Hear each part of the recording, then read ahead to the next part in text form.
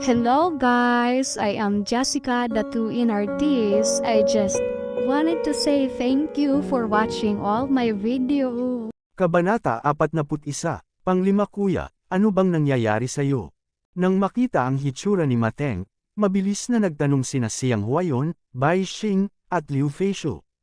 Sumulyap si Mateng kay Chen Lei sa oras na ito, na may bakas ng takot sa kanyang mga mata, at sinabi sa mahinang boses, "Kapatid, malamang na ang taong ito ay may mahinang diskarte sa pag-archery at talagang isang malaking kaaway. Kung may pagkakataon, dapat siya ay alisin sa lalong madaling panahon." Panipi. Ngayon lang, ang layunin ng pagpatay ni Chen Lei ay nakadirekta lamang kay Mateng. Hindi naramdaman ni Siang Huayon, Bai Xing, at Liu Feishu ang kakilakilabot at layunin ng pagpatay na nasa busog at palaso ni Chen Lei. Sa kanilang mga mata, nakita ko lang si Chen Lei na nakatutok ang Silver Moon Bow kay Mateng. Ngayon narinig ko si Mateng na nagsabi na naging malinaw na ang sandaling ngayon ay hindi kasing simple ng kanilang nakita. Ito ay naglalaman ng mga ito. Isang hindi maisip na mapanganib na paghaharap. Huwag kang mag-alala, patay na siya mula nang kunin niya ang Silver Moon Bow ng kanyang ikatlong kapatid. Sinulyapan ni Siang Huayon si Chen Lei sa malayo at mahinang sinabi. At sabik na sabik si Chen Lei. Bagamat siya ay nahiwalay kay Mateng ng mga disipulo ni Zuan Tianzong, ang layunin ng pagpatay ni Siang Huayon sa kanya ay malinaw na naramdaman niya, at pagkatapos ay bumaling siya kay Siang Huayon. Ilang tao ang tumingin sa paligid. Nang makita ni Siang Huayon at ng iba pa si Chen Lei na nakatingin, nagpakita si Siang Huayon ng isang malupit na ngiti, ginawang kutsilyo ang kanyang palad, at pinutol ang kanyang lalamunan kay Chen Lei, inihayag ang banta. Ngumiti si Chen Lei, at agad na itinuring si Siang Huayon at ang iba pa bilang biktima gamit ang mga busog at palaso. Bahagyang nagbago ang mga ekspresyon ni Siang Huayon at ng iba pa, ngunit hindi nila ipinagpatuloy ang pag-udyok sa kanila. Ngayon ay walang kabuluhan na sabihin na kahit gaano sila kabangges, ang lahat ay nakasalalay sa mga aksyon sa hinaharap. Sa oras na ito, sunod-sunod na naglalabasan ang isang alagad ng pagtatasa mula sa halimaw na kagubatan. Ang ilang mga tao ay nagpakita ng masasayang ngiti sa kanilang mga mukha, na halatang nakakuha ng marami, habang ang iba ay mukhang nalulumbay, tiyak na wala. Ani, tsaka ang buong katawan ay sugatan. Mas malas pa ang mga ganyang tao. Gayunpaman, ang pinakamalas ay mayroong ilang mga disipulo na lumahok sa pagtatasa. Hindi nila sinukat ang kanilang lakas at pinagpantasyahan ang tungkol sa pangangaso ng mga halimaw na lampas sa kanilang mga kakayahan, ngunit namatay dahil sa mga halimaw. Sa bibig ng halimaw. Mabilis ding natapos ang round of assessment na ito. Sa huli, ang mga disipulo ni Zuan Tianzong ay hinuhusgahan batay sa kalidad ng demon pill na hinuhuli ng karamihan at ang oras ng pangangaso at marami pang ibang kadahilanan, at napili ang nangungunang 200 disipulo. Ang pagganap ni Chen Lei ay nasa ika-10, na medyo maganda. Para naman kina Chen Ming at Chen Haotian, natapos din nila ang gawain, ngunit hindi masyadong mataas ang ranking, na nasa top 100. Bukod dito, sa wakas ay nakapasa siya sa second-level assessment para kay Nie Chenran. Mas mahusay siya kaysa kay Chen Lei, na nasa ika-8. Ang mga disipulo ng pamilya Zhao at pamilya ng Sun ay nakapasa din sa ikalawang round ng pagtatasa, at ang artikulo sa paglilinang ng Zhao, na lubos na inaabangan ng mga miyembro ng pamilya Zhao, ay nasa ika-30 na pwesto. Si Sun Yuzi, isang henyong disipulo ng pamilyang Sun, ay nasa 35, at walang kinalaman kay Zhao Shu. Sa oras na ito, pinagmamasdan ni Zhao Shu sina Chen Lei at Nie Chenran mula sa malayo. Nang makita si Nie Chenran na nakikipag-usap at tumatawa kasama si Chen Lei, ang naninibugho na makamandag na damo sa puso ni Zhao Shu ay lumaki ng gusto, halos masunog ang kanyang katinuan. Bitch, sooner or later, one day, gusto kong humingi ka ng awa sa ilalim ng pondiya ni Lao Su. Mapait na sabi ni Zhao Shu. Lumapit si Sun Yuzi kay Zhao Shu Wen, narinig ng malinaw ang mga salita ni Zhao Shu, at sinabing, "Kapatid, hindi alam ni Chen Lei kung ano ang mabuti o masama. Pagdating niya sa Broken Mountain City, pinukaw niya kami. Hindi sinasabi sa iyo ng mga kalaban tulad ng Fei Yingvilla, alam mong hinahabol mo si Nie Chenran, ngunit napakalapit mo pa rin kay Nie Chenran. Ito ay tiyak na hindi maglalagay sa iyong mga mata, Kapatid, kung mayroon tayong pagkakataon, kukunin ba natin si Chenlei upang gawin ito? I drop ito, panipi. Ipinalakpak ni Zhao Shuwenyi ang kanyang mga kamay at sinabing, matagal ko na siyang gustong patayin, ngunit wala na bang pagkakataon? Ngumiti si Sun Yuzi at sinabing, Kuya, naaalala mo ba ang Flying Eagle Villa?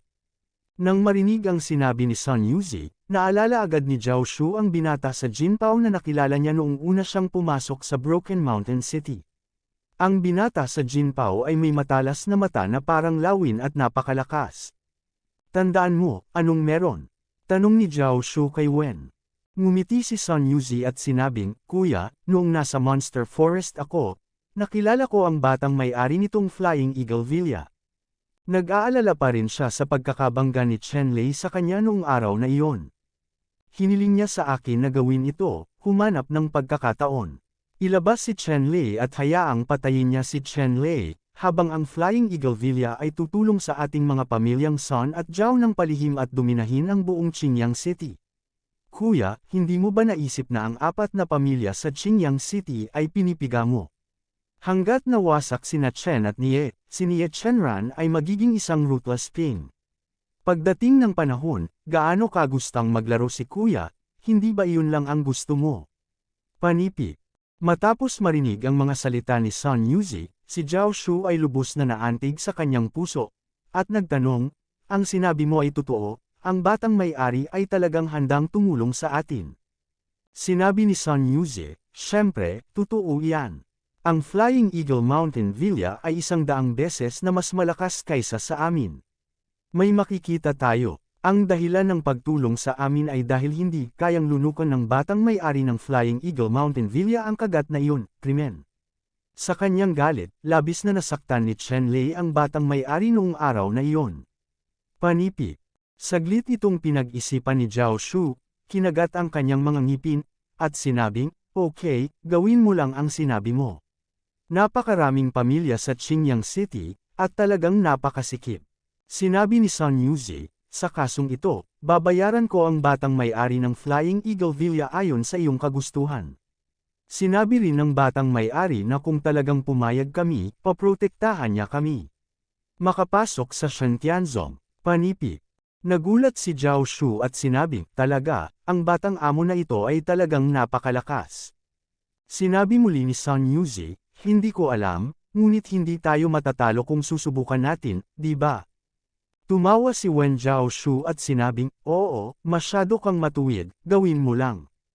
Habang pinag-uusapan ni na Zhao Zixian at Sun Yuzi kung paano haharapin si Chenlei, tinatalakay naman ni na Chenlei at Nie Chenran ang huling antas ng pagtatasa ni Zuan Tianzang, ito ay ang ikatlong antas. Ang ikatlong yugto ng pagtatasa ng Shantianzong ay pangunahin upang subukan ang kanilang pag-unawa. Binigyan sila ng mga kasulatan ng espada para sa isang araw upang maunawaan. Pagkatapos, gamit ang kasulatang ito ng espada, papasok sila sa kahoy na porma sayon ng tao. Ang Woodenman Formation ay may 10 layers. Kung mas maraming layers ang pinagdadaanan mo, mas maganda ang grade mo. Kung gusto mong maging disipulo ni Zuan Tianzang, kailangan mong pumasa sa pangatlong layer at least para maging qualified. Kumpiyansa si Nie Chenran na mayroon siyang mahusay na pangunawa, ngunit hindi siya nang ahas na sabihin na may kukumpara niya ang mga geeks na nakakaunawa sa basic palm release ng wind palm at ang ika-4 na antas ng martial art, Qingluan Mountain Palm, kaya siya ay labis na nag-aalala pa rin. Gusto kong humingi ng payo kay Chenlei. Senior Brother Chen, si Chenran ay may mapurol na talento. Sa ikatlong antas, gusto kong hilingin kay Senior Brother Chen na bigyan ako ng ilang mungkahi. Marahan na bamulong si Nie Chenran sa tabi ni Chenlei, ang kanyang hininga ay may bahid ng tamis, ngunit ito ay ang kanyang sariling halimuyak sa katawan. Pagkatapos ng ilang araw na pakikipag-ugnayan, maganda pa rin ang impresyon ni Chenlei kay Nie Chenran.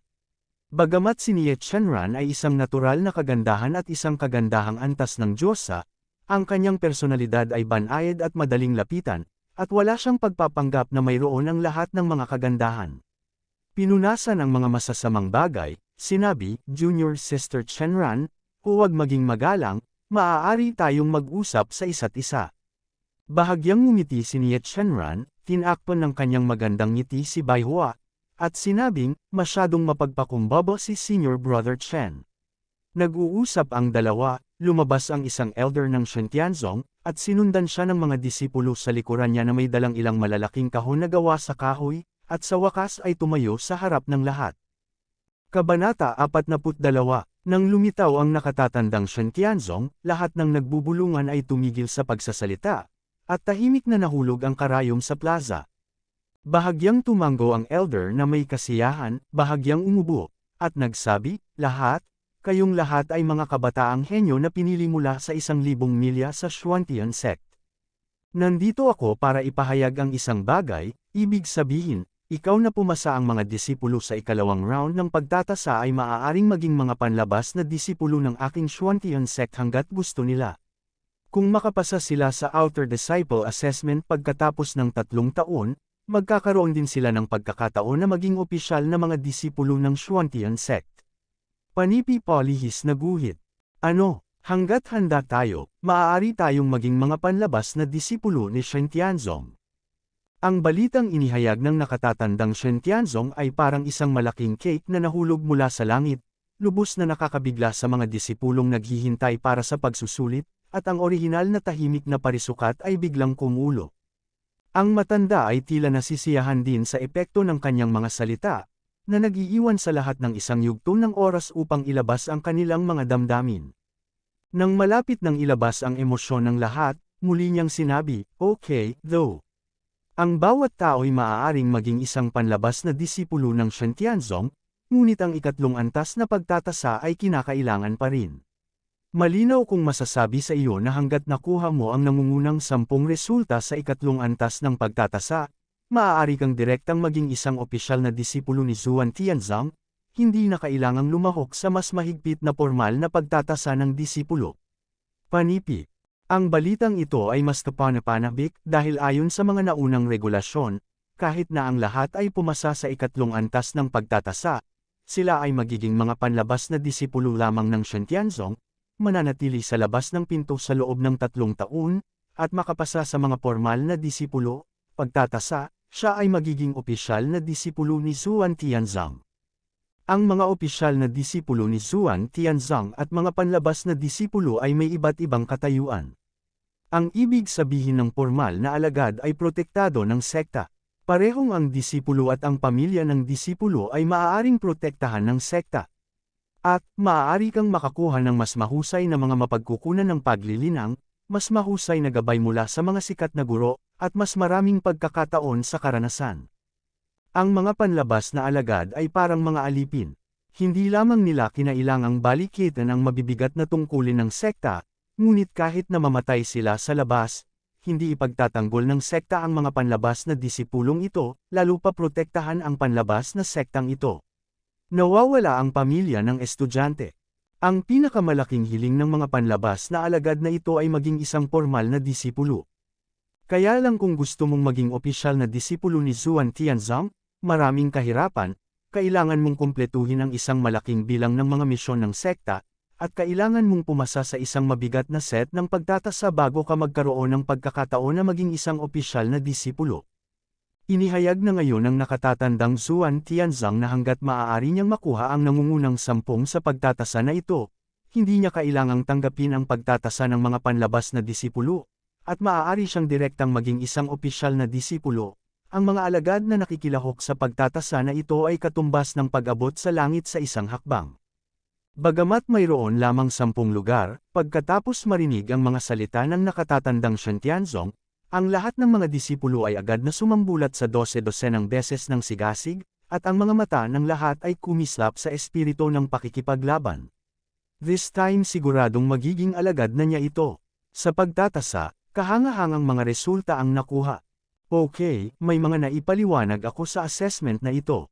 Susunod, sisimulan ko ang ikatlong antas ng pagtatasa, pangatlong antas ng pag-unawa, mayroon akong sining ng espada dito, at ibibigay ko sa iyo ang buong gabi upang maunawaan ito, bukas ng umaga, ikaw na ang baalang pumasok sa wood formation. Ang mas maraming mga layer ng pagbuo ng kahoy, mas mahusay ang resulta.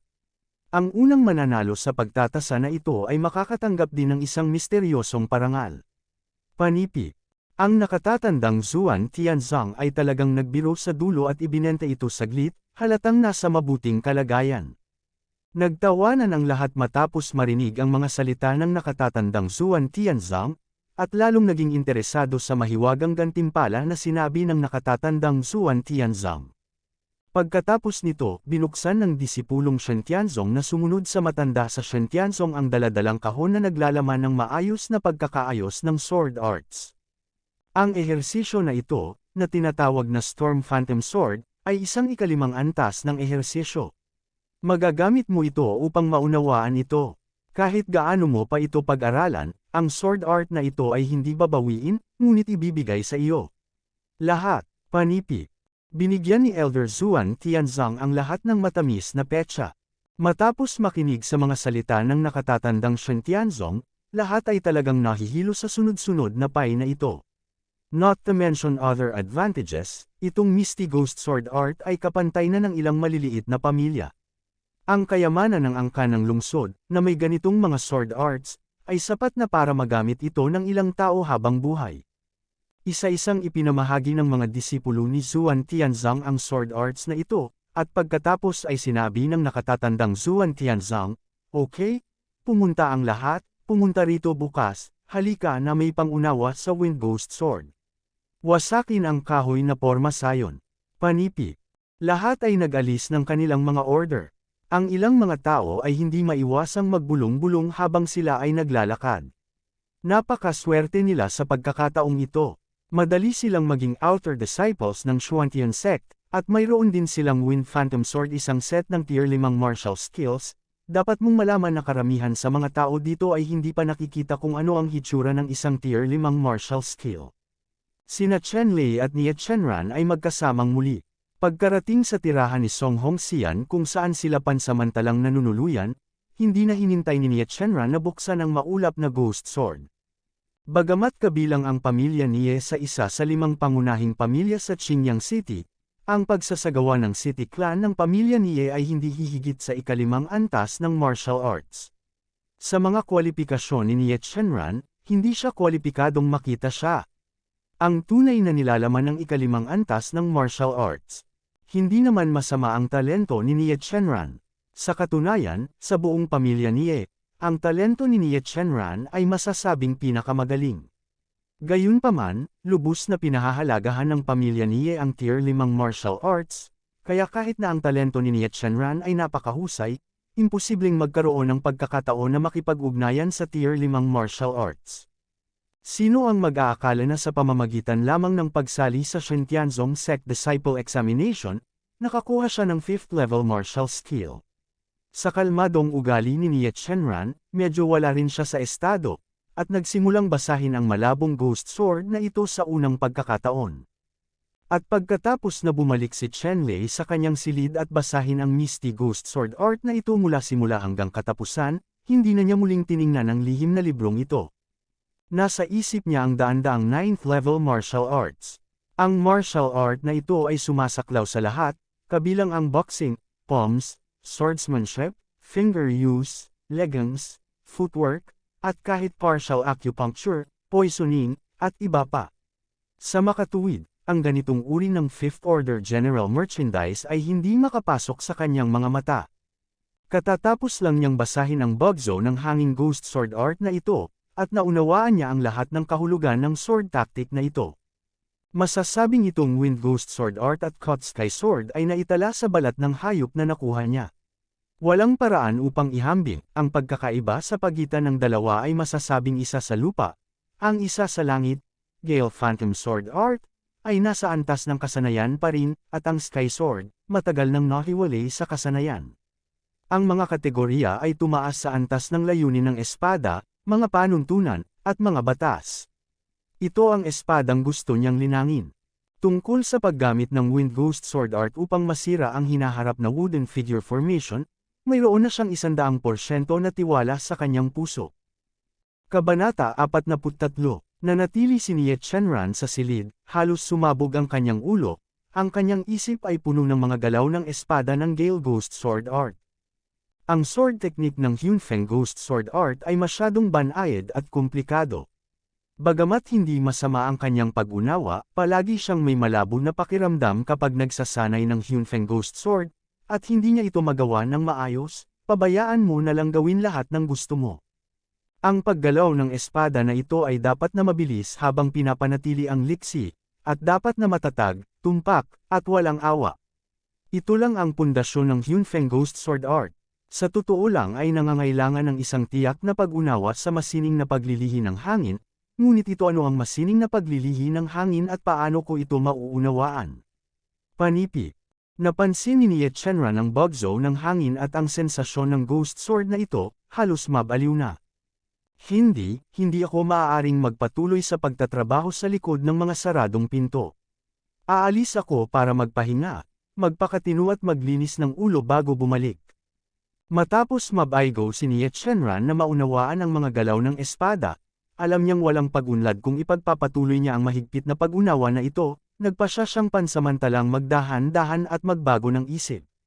Baka may iba pa.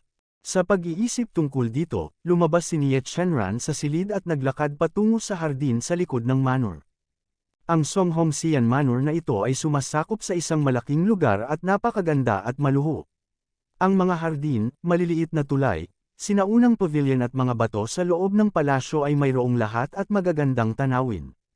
Nang dumating si Ye Chenran sa likod na hardin, bigla siyang nakakita ng pamilyar na figure, hindi ibang tao kundi si Chen Lei. Sa oras na ito, si Chen Lei ay nakalupasay sa lupa, hawak ang isang maliit na pala sa kanyang kamay, naghuhukay ng kung ano. Nagtataka si Ye Chenran, wala si Chen Lei sa kwarto para intindihin ang Russian Ghost Sword Art. Ano ang ginagawa niya sa likod na hardin? Lumakad siya pasulong at mahinang nagtanong, Senior Brother Chen, ano ang ginagawa mo? Tumangala si Chen Lei, nakita si Ye Chenran, ngumiti, at sinabing, ikaw pala, bakit ka nandito sa garden sa likod? Gumagala lang ako. Pumunta ako dito at nalaman kung mayroong isang pambihirang halamang bakal. Handa nang maghukay. Panipi.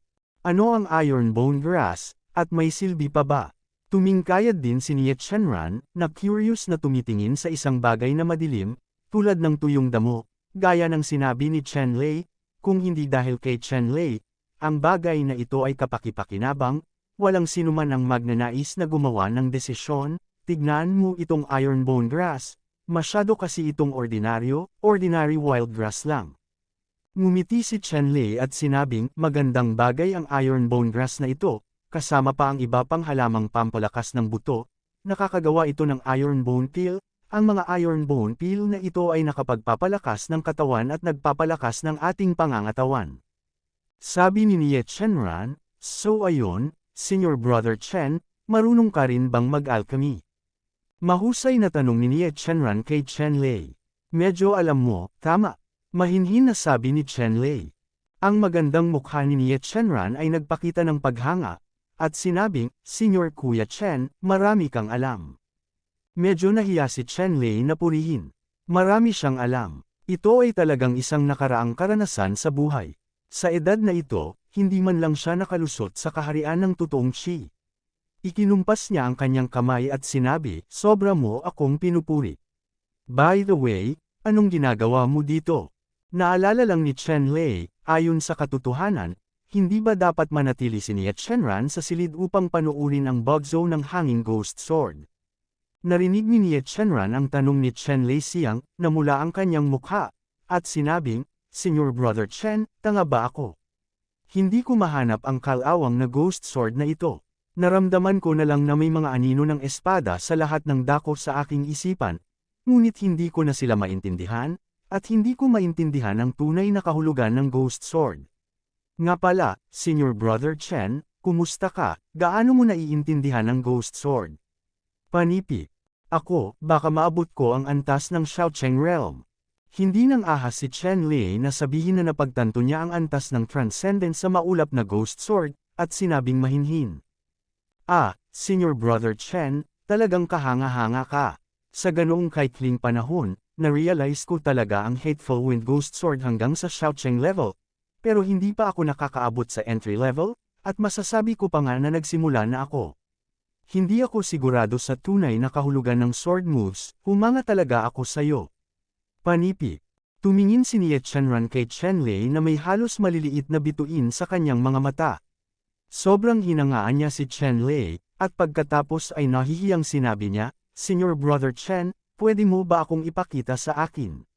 Kung susundin mo ang kasalukuyang pangunawa, hindi na siguro ako papasa sa assessment bukas." Panipi. Sa pagkakataong ito ang pagtatasa ng pangunawa ng bawat isa, walang limitasyon ang paghingi ng tulong, marahil ang ibang malalaking alagad ng pamilya ay hihingi din sa kanilang mga nakatatanda na tulungan sila sa kaliwanagan ng sama-sama. Ang proseso ng paliwanag ay hindi mahalaga, ngunit ang mga resulta ay mas mahalaga, depende sa antas ng pag-unawa at aplikasyon ng mga taktika ng espada. Nang makita ni Chenlei si Nie Chenran na humihingi ng payo, sinabi niya, "Walang problema, pagkatapos kong mahukay ang damong bakal na ito, tatalakayin ko ito kay junior sister Nie." Nakita ni Nie Chenran si Chenlei na nagmamalasakit pa rin sa kanyang sariling mukha, at labis siyang naantig. Tahimik siyang tumingkayad at pinanood si Chenlei na hinuhukay ang bakal na damo ng hindi kumukurap. Ang mga galaw ni Chenlei ay napakabanayad, na may seryosong tingin sa kanyang mga mata, tinitingnang mabuti ang damong bakal sa lupaing ito. Kahit na ang iron bone grass ay tinatawag na iron bone, ito ay talagang isang napakabanayad na panlunas sa lahat. Ang mga ugat ay dapat na panatilihing ganap na buo. Kung ang isa o dalawang ugat ay mapuputol, ang pagiging epektibo ng gamot ay lubhang mababawasan. Sa makatuwid, upang piliin ang panlunas sa lahat, dapat maging maingat, matyaga, at hindi masyadong mainipin. Nakakabighaning magandang babae na nakasquat ng maganda sa damuhan sa parke. Ang isang puting damit na nyebe ay kumalat tulad ng isang namumulaklak na snow lotus sa damuhan, habang ang isang binatilyo ay tumingkayad din sa lupa, same time na naghahanap ng elixir sa kanyang mga mata, napakaganda rin ng gayong larawan. Ang pamamaraan ni Chenlei sa pagpili ng mga halamang gamot ay napakahusay, tulad ng mga dumadaloy na ulap at umaagos na tubig, na parang hindi naghuhukay ng mga halamang gamot, ngunit lumilikha ng isang nakamamanghang pagpipinta. Bagamat napakahirap hukayin ang damong bakal na buto na ito, sa ilalim ng mahusay na pamamaraan ni Chenlei, hinukay niya ito ng lubusan sa wala pang oras ng insenso. Daan-daang mga itim na ugat ay buo pa rin tulad ng dati, nang walang bakas ng napinsalang hitsura, ang mga nakapagpapagaling na katangian ay napanatili hanggat maaari. Pagkatapos, sinabi ni Chenlei, junior sister Nie, "Sa ganitong paraan, malalaman mo ang iyong pangunawa sa bug zone ng hangin na Phantom Sword Art, hayaan mo akong makita kung ano ang mali." Sinabi ni Nie Chenran, "Okay." Pagkatapos, sinabi niya ang lahat ng kanyang pangunawa sa Storm Ghost Sword Art, at tumingin kay Chenlei ng malapitan, umaasang makakuha ng gabay. Nag-isip sandali si Chenlei, at sinabing, "Junior sister Nie, tama pa rin ang iyong pagkaunawa sa Sword of Storm Phantom. Ito talaga ang mga subtleties ng Sword of Storm Phantom, ngunit hindi mo pa rin nakuha ang isa sa mga pinakamahalaga. Mga kadahilanan, High Feng Ghost Sword, ilusyon, espiritu, paggalaw, lambut, at iba pa ayos lang, ngunit ang asensya ng High Feng Ghost Sword Art na ito ay nasa mga salitang hangin, ito man ay balisa, multo, espiritu, banayad, at iba pa, actually the most central kailangan pa rin itong iunat sa hangin. Ang pinakamahalagang kahulugan ng Wind Phantom Sword set na ito ay nasa salitang hangin din." Panipi. Kabanata 44. Nakinig si Nie Chenran sa mga tagubili ni Chenlei, at tumawa siya, "Iyon lang, salamat Senior Brother Chen, ngunit nahihirapan pa rin akong maunawaan kung paano dapat bigyang kahulugan ang karakter na ito." Tumango si Chenlei. Sa katunayan, ang tunay na kahulugan ng hangin ay hindi isang bagay na mauunawaan mo lamang sa isang pangungusap o dalawa. Ang dahilan kung bakit naiintindihan niya ang kumikibot na ghost sword na ito ay dahil nilinang niya ang fundamental palm ng Chen family sa antas ng detachment. Realm, ang tunay na kahulugan ng hangin ay naintindihan sa napakataas na antas, kaya pagkatapos lamang makita ang Wind Ghost Sword na bug zone ng isang beses, natanto na niya ang Wind Ghost Sword na bug zone sa antas ng Transcendence. Iba si Nie Chenran, hindi niya kailanman naiintindihan ang masining na paglilihi ng hangin noon. Bagamat ipinakita ni Chenlei ang misteryo ng maulap na Ghost Sword para sa kanya, alam niyang ito ay isang bagay, at ang pag-unawa ay pareho. Alam ni Nie Chenran ang mga mabugsong multo, Ang tunay na kahulugan ng mga taktika ng espada, ngunit kung walang tiyak na pagkakataon, ganap na imposibleng maunawaan ang tunay na kahulugan ng hangin sa maikling panahon. Sinabi ni Chen Lei, tulungan ang mga tao hanggang sa wakas, ipadala si Buddha sa kanluran, kaya hayaan mo akong tulungan ka, hayaan mong madama ang tunay na kahulugan ng hangin. Totoo ba? Biglang lumiwanag ang mga mata ni Nie Shenran. Pwede ba akong magsinungaling sa'yo? Halika, ibigay mo sa akin ang iyong kamay. Iniunat ni Chen Lei ang kanyang palad at sinabi kay Nie Shenran. Anong ginagawa mo? Nang makitang gustong hawakan ni Chen Lei ang kanyang kamay, namula ang magandang mukha ni Nie Shenran, at nahihiyang sinabi. Si Chen Lei ay bukas ang isipan at sinabing, natural, nakakatulong ito sa iyo na maunawaan ang tunay na kahulugan ng hangin. Sa tingin mo ba gusto kong samantalahin ka? Nakita ni Nie Shenran ang maningning at malinaw na mga mata ni Chen Lei at alam niyang hindi niya naintindihan si Chen Lei, at nahihiyang sinabi, paumanhin, Senior Brother Chen, sa tingin ko ay hindi. Ngumiti si Chen Lei at sinabing, okay lang, kahit anong isipin mo, gusto mo pa rin bang maunawaan ang tunay na kahulugan ng hangin? Sinabi ni Nie Shenran, syempre gusto kong maunawaan ito. Pagkatapos magsalita, bukas palad na inilagay ni Nie Shenran ang kanyang maliit na kamay sa palad ni Chen Lei. Naramdaman ni Chen Lei ang lamig sa kanyang palad, at isang makinis at malambot na pakiramdam ang nagmula sa kanyang palad. Ang hawak niya ay hindi isang kamay, ngunit isang piraso ng pambihirang suet jade, bagamat ito lamang ang pinakakaraniwang pakikipagkamay. Ngunit iyon ay nagpabilis ng kaunti sa kanyang puso. Gayunpaman, determinado si Chen Lei kaya mabilis niyang pinigilan ang kakaibang pakiramdam na ito, marahang hinawakan ang kamay ni Nie Shenran, at pagkatapos ay sinabi kay Nie Shenran, ipikit mo ang iyong mga mata, huwag tumingin gamit ang iyong mga mata, gamitin ang iyong puso para madama. Panipi. Pagkatapos magsalita, hinabol niya ang hangin at hiniling kay Nie Shenran na sumayaw sa hangin. Tulad ng dalawang paro-paro, na tinatangay ng hangin, mabilis siyang lumakad, malabo at patuloy na nagbabago, tinatapakan ang mga bulaklak na namumukadkad sa likod na hardin. Hindi inaasahan. Ipinikit ni Nie Shenran ang kanyang mga mata, naramdaman na lamang niya ang simoy ng hangin na humihip sa kanyang mukha, at ang sariwang hangin na umiihip mula sa lahat ng direksyon ay bumalot sa kanya.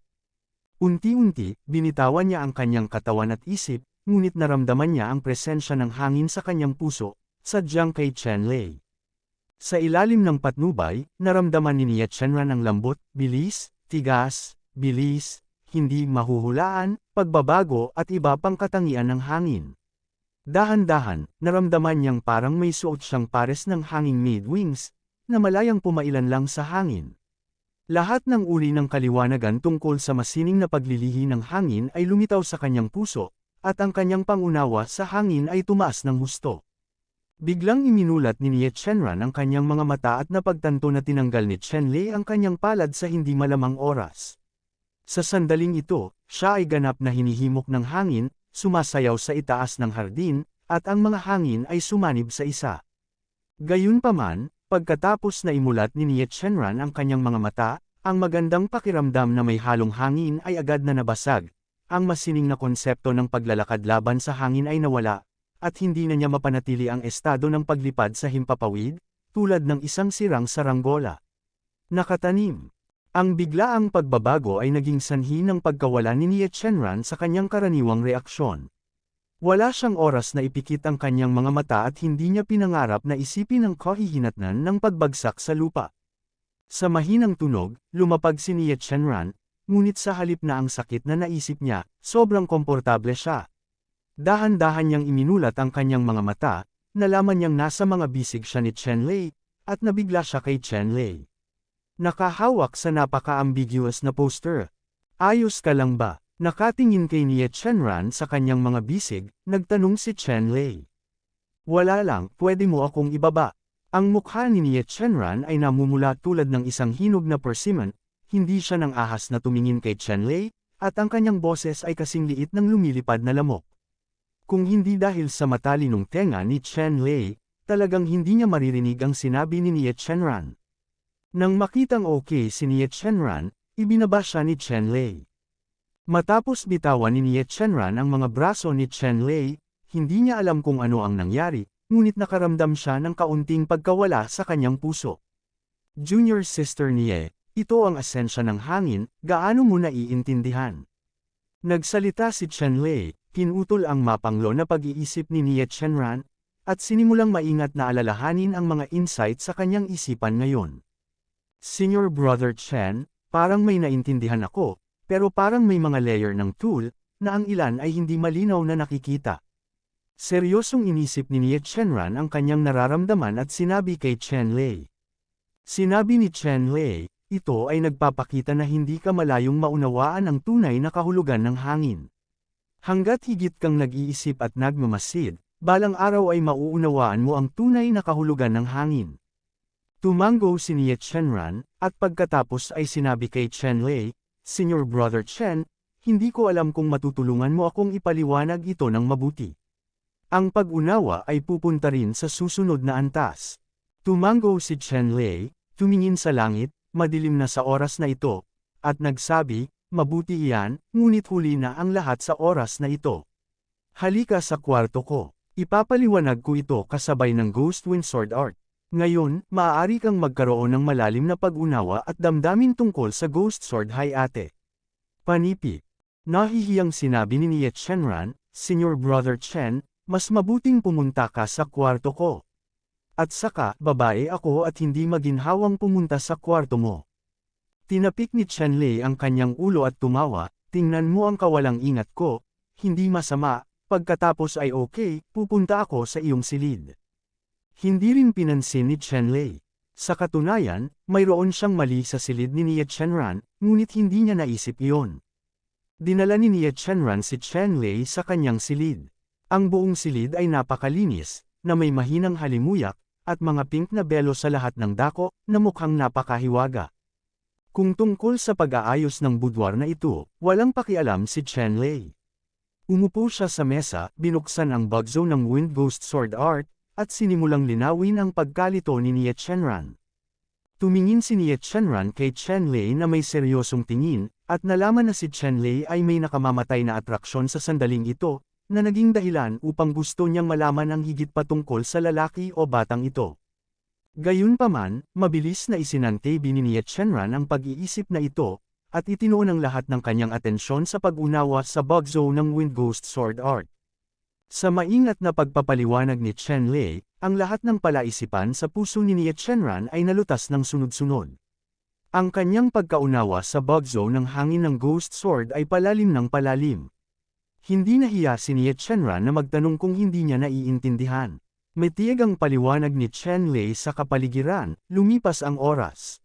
Nang matapos ni Chen Lei ang kanyang paliwanag, muli niyang itinaas ang kanyang ulo, at maliwanag ang kalangitan. Isang gabi ang lumipas. Hindi ko inaasahang lilipas ang oras ng ganoon kabilis. Hindi napigilan ni Chen Lei na gulat na sabi. Kabanata 45. Nagtaas din ng ulo si Nie Chenran sa pagtataka, tumingin sa maliwanag na bintana, at nahihiyang sinabi, Senior Brother Chen, sisihin mo ako, pagod ka, at hindi ka nagpahinga buong gabi. Hindi ito makakaapekto sa iyong pagganap sa pagtatasa ngayon. Panipi. Kinawayan ni Chen Lei ang kanyang kamay at sinabing, walang epekto sa akin ang hindi pagtulog buong gabi. Hindi ka nagpahinga ngayong gabi. Sinusuportahan mo ba ang iyong pananatili? Sinabi ni Nie Chenran, walang problema, nasa pinakamagandang kondisyon ako ngayon, hindi ako makapaghintay na simulan kaagad ang pagtatasa. Ngumiti si Chen Lei at sinabing, kung gayon ay makatitiyak ako, okay, pupunta ako. Sinabi ni Nie Chenran, okay, ibibigay ko ito sa iyo. Pagkatapos magsalita, bumangon at palabasin si Chen Lei.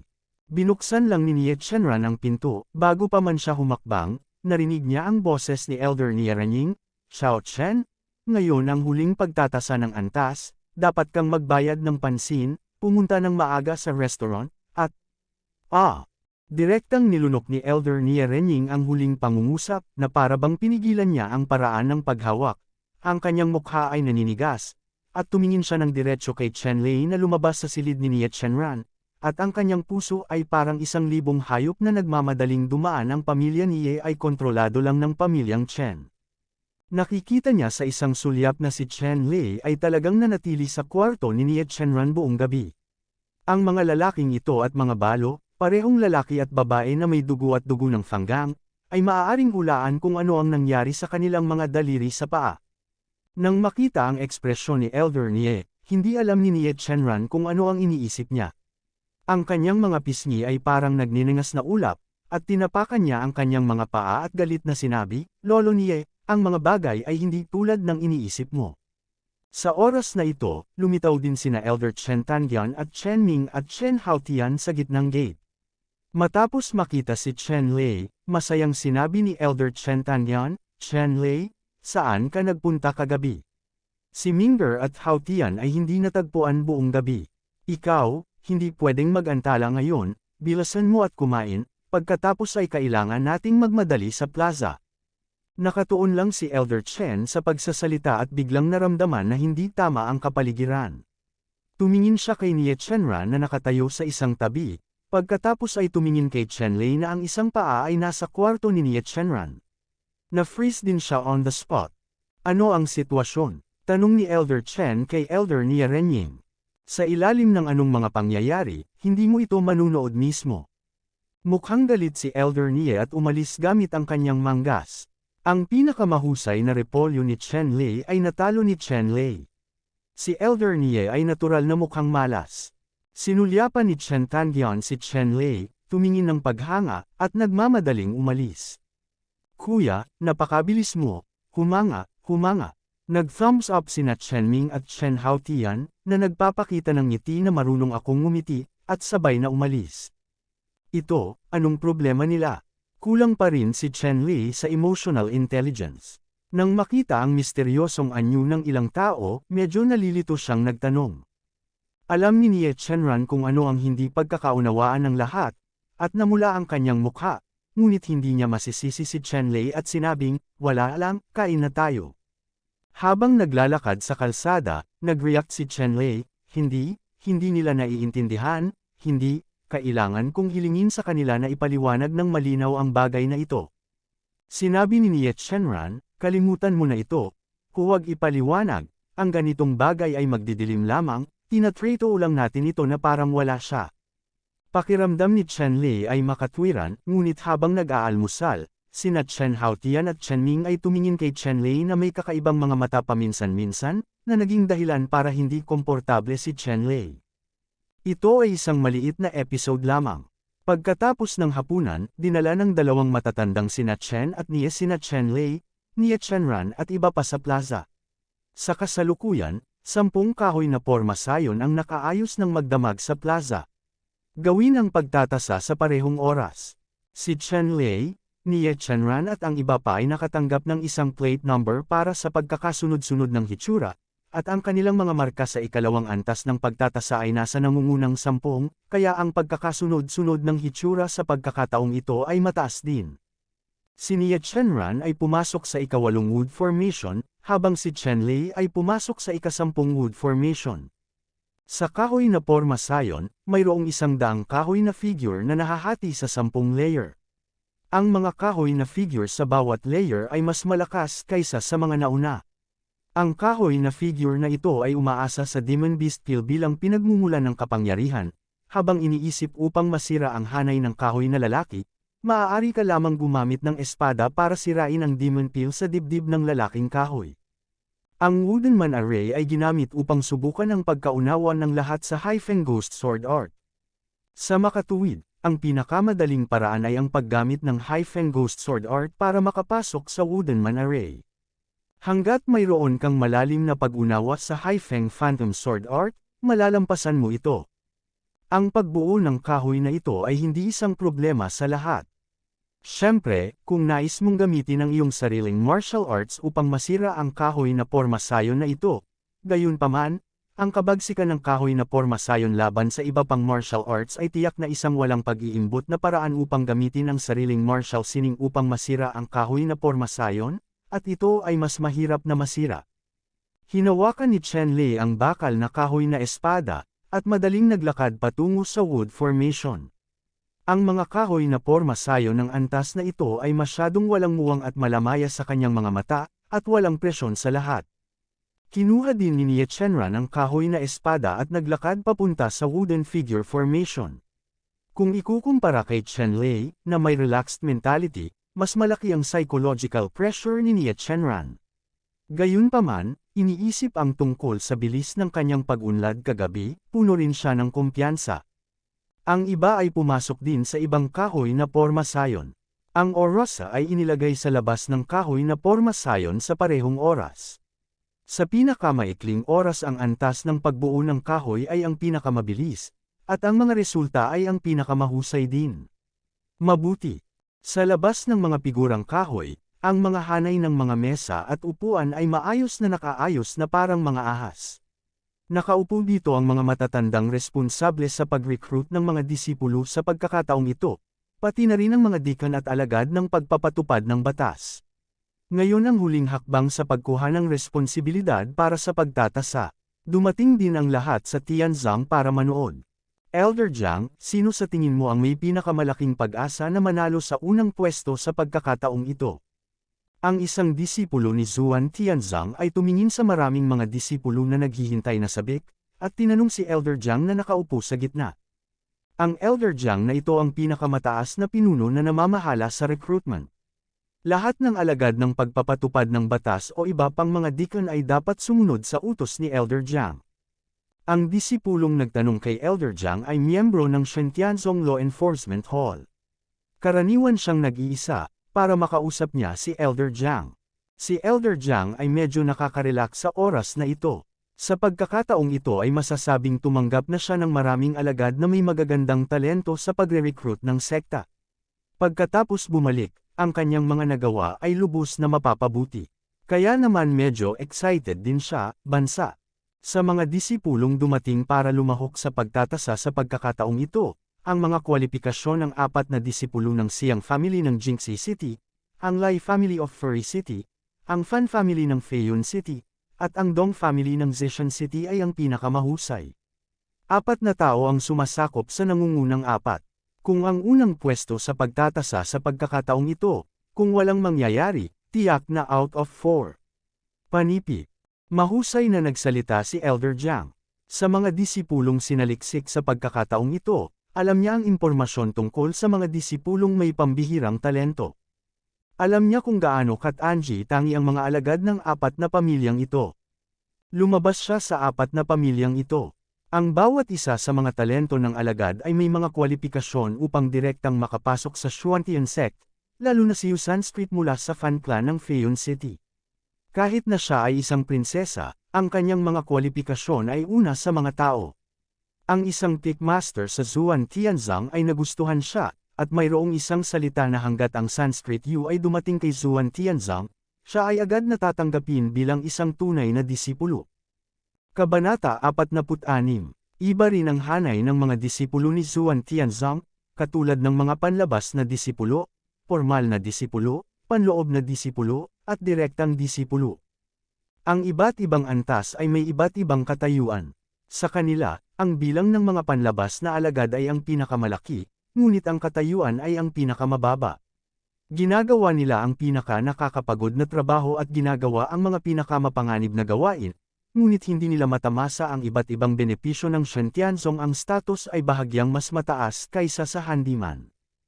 Ang mga formal na alagad ay may mas mataas na katayuan. Bagamat kailangan pa niyang tapusin ang iba't ibang gawain ng sekta, maaari pa rin niyang matamasa ang mga normal na benepisyo ng sekta at mag-abayan ng sect master.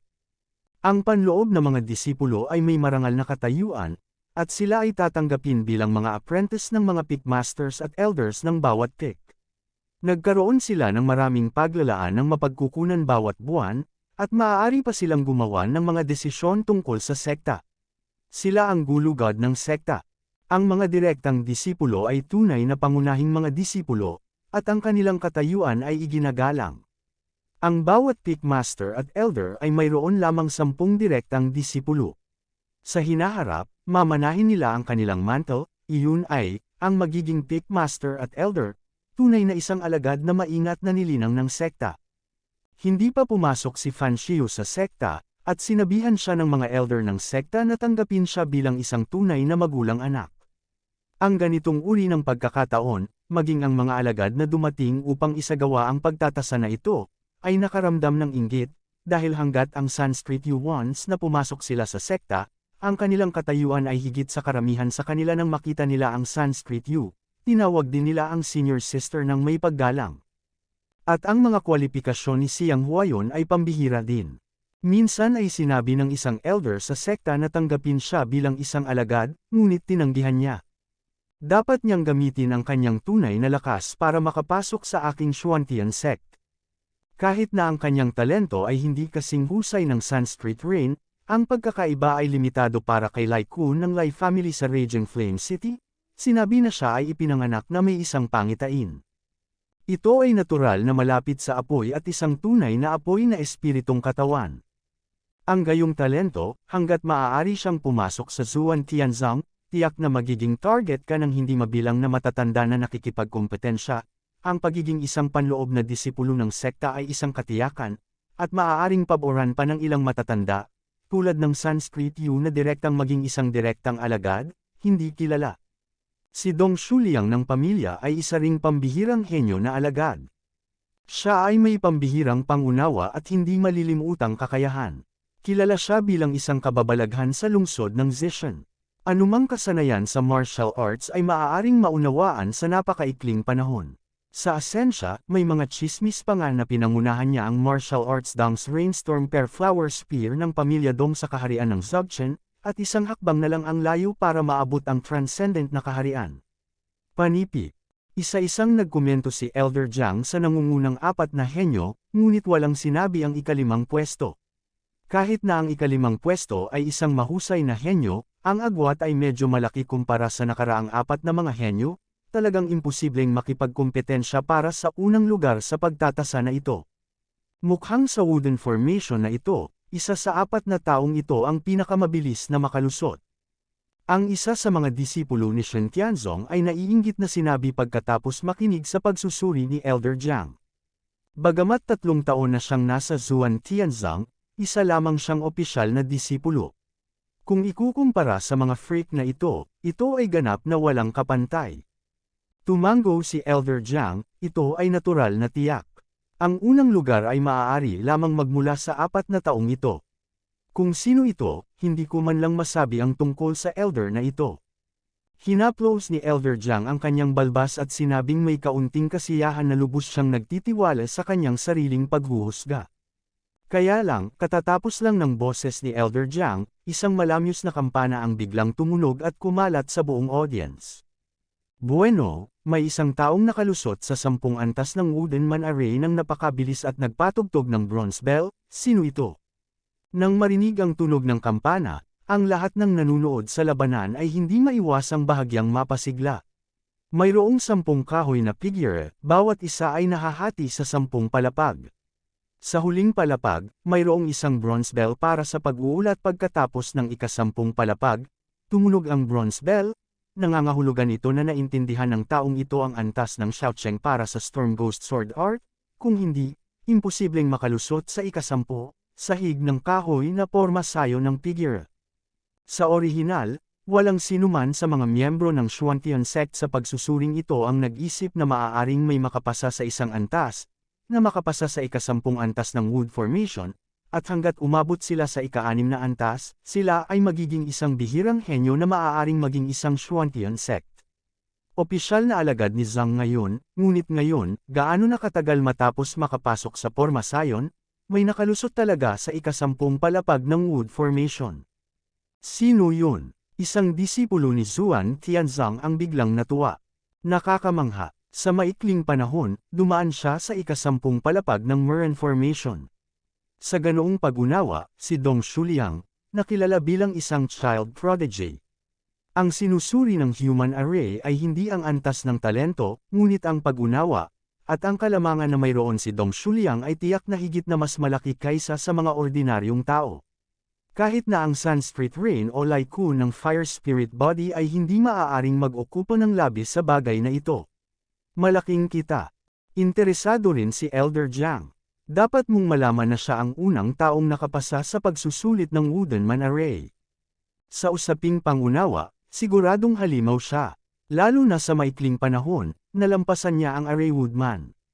Ngayon na ang oras. Ang pinong buhangin sa Orosa ay umaagos pababa ng wala pang isang katlo.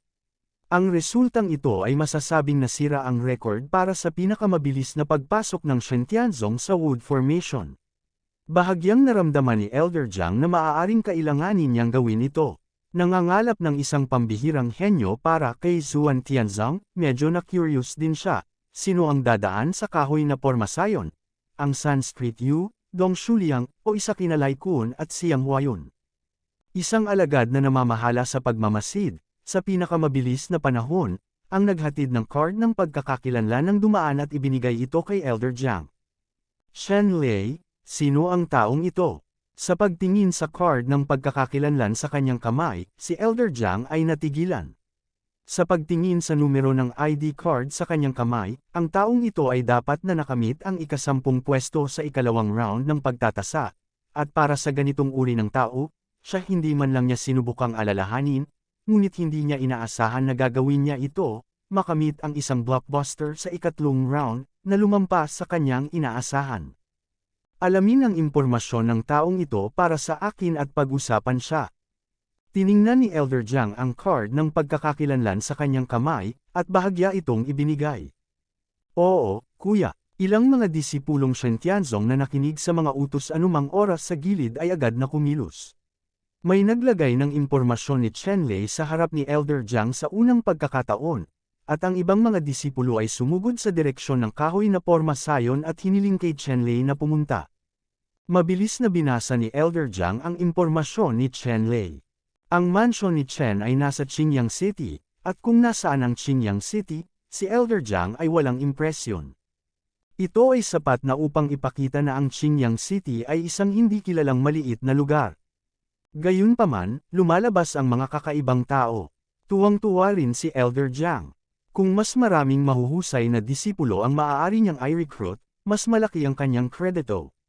Napakalakas ng performance ni Chen Lei sa Wooden Army Formation sa pagkakataong ito.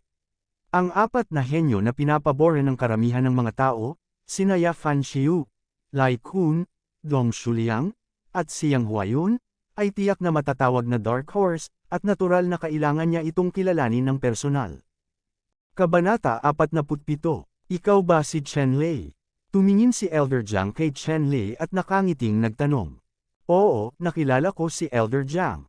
Habang papunta rito, nagtanong na si Chen Lei tungkol sa pangalan ng elder na gustong makita siya, na nagngangalang Jiang Feng, na elder ng Shentianzong Ganggang Hall. Si Elder Jiang ay tumangala at nalaman na si Chen Lei ay nakatayo sa kanyang harapan, nang walang kaunting takot, na may natural na kilos, mahinahon na ugali, hindi mayabang o mapusok, at siya ay talagang isang bihirang batang henyo. Oo naman, Chen Lei, tinanong ka ng elder, nalinang mo na ba ang Wind Ghost Art dati? Hindi, umiling si Chen Lei. Oh, paano ka nakalusot sa wooden figure formation sa napakaikling panahon? Alam mo, kung gusto mong ipasa ang wooden figure formation sa maikling panahon, dapat mong maabot ang pangunawa sa Wind Ghost Sword. Ang kanyang antas ng Xiaocheng Realm ay hindi katanggap-tanggap. Imposible para sa mga ordinaryong tao na maunawaan ang Haifeng Ghost Sword sa antas ng Xiaocheng sa isang araw. Curious na tanong ni Elder Jiang. Ngumiti si Chen Lei at sinabing, Elder Jiang, huwag mong sabihin sa iyo, ang pangunahing pagsasanay ng aking pamilyang Chen ay tinatawag na Guangfengzang. Kahit na ito ay hindi isang mataas na antas ng kasanayan, ito ay batay sa pagsasama sa hangin. Disciple nono kaya lang, medyo naiintindihan ko ang mga basic exercises ng pamilya, Gale Palm, at Wind Path Master. Sa makatuwid, ang pag-unawa sa Haifeng Phantom Sword Art ay magiging mas mabilis kaysa sa iba. Panipi.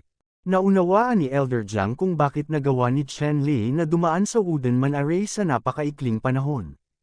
Lumalabas na si Shu ay nag-aral ng Wind Attribute Martial Arts noon, at may tiyak na pag-unawa sa tunay na kahulugan ng hangin, kaya hindi nakakagulat na, gayunpaman, may bakas din ng pagkabigo sa puso ni Elder Jiang kung kaya ni Chen Lei gamitin ang kanyang sariling lakas upang maunawaan ang tunay na kahulugan ng Ghost Sword Haifeng sa napakaikling panahon, at tiyak na makikilala ng kanyang talento ang Sanskrit Yu, Siyang Huayun, at Lai Magka-level sina Kun at Dong Shuliang pero ngayon ay tila mas malala pa rin ng kaunti ang kanyang talento kaysa sa San Shiyu at iba pa, pagsulong ng hanay ng Meren ng napakabilis lamang sa mas mababang presyo kaysa sa nakaraang mga pagsasanay sa espesyal na katangian ng paglilinang. Oo, pwede kang magpahinga sa tabi. Sa pagkakataong ito, napakahusay mong gumanap. Hindi malaking bagay na maging opisyal na disipulo ni Zuan Tianzang. Bagamat siya ay medyo nabigo, si Elder Jiang ay napakasaya pa rin. Pagkatapos ng lahat, ang mga henyo tulad ng Fan Xiao, Siyang Huayon, at iba pa, ay bihira sa isang siglo. Napakadaling hanapin, ang talento ni Chen Lei, sa mga disipulo ni Zuan Tianzang, sapat na rin ang ranggo sa mga nangungunang sibat, na hindi maliit na kontribusyon sa kanya. Tumabi si Chen Lei at tahimik na nagpahinga. Kasabay nito, pinagmamasdan niya ang mga galaw ng Wooden People Formation, at gustong makita kung sino ang magiging pangalawang tao na lalabas sa Wooden People Formation. Dapat si Nie Chenran. Sa isip ni Chen Lei, si Nie Chenran dapat ang pangalawang tao na lumabas sa Wooden Man Array. Dahil sa talakayan kahapon, naunawaan din ni Nie Chenran ang Storm Ghost Sword Art sa antas ni Xiao Cheng, at mabilis na dumaan sa Wooden Man Array. Hindi naman malaki ang problema. Oo nga, pagkaraan ng ilang sandali, muling tumunog ang tunog ng bronze bell na dumadaan sa Wooden Man Array, at muling nanginig ang espiritu ng lahat. Kahit na nasa unahan si Chen Lei Zuyo, nakakagulat pa rin ang bilis ng mga taong dumaan sa Wooden Formation. Ang kahirapan ng pagbuo ng kahoy ay napakalinaw sa mga disipulo ng Xuantian sect. Bawat isa sa kanila lahat sila ay mga disipulo na mahigit 3 taon nang nasa gitna. Ngunit hinahayaan silang pumunta sa Wood Formation ngayon, imposibleng makalampas sa ika-10 palapag sa ganoong kaikling panahon.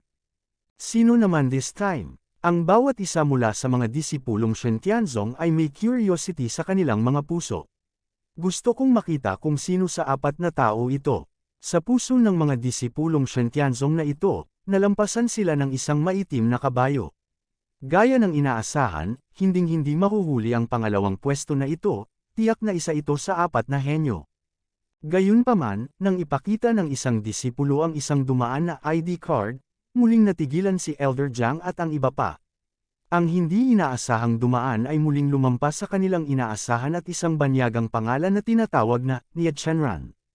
Maingat na naalala ni Elder Jiang, ngunit hindi niya maalala ang impormasyon ni Nie Chenran. Matapos niyang utusan ng mga tao na hanapin ang impormasyon ni Nie Chenran, muli siyang natigilan matapos basahin ang impormasyon ni Nie Chenran. Ang Nie Chenran na ito ay talagang nagmula sa Qingyang City, Qingyang anong klaseng espiritual na mundo itong lungsod, sa hindi inaasahang pagkakataon ay lumabas ang 2 henyo ng sunod-sunod.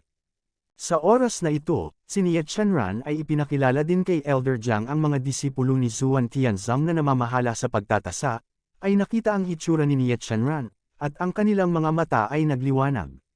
Napakaganda nila. Nakita ko si Nie Chenran na nakasuot ng puting damit, mahaba ang balingkinitan, hubog, at ang kanyang mga mata ay dalisay na parang hiyas. Kung ang Snow Lotus ay namumulaklak, ito ay maganda at ethereal, kahit na ang mga Shen Tianzong disciples na ito ay may pambihirang paningin, sila ay nakakaramdam pa rin ng kakaiba.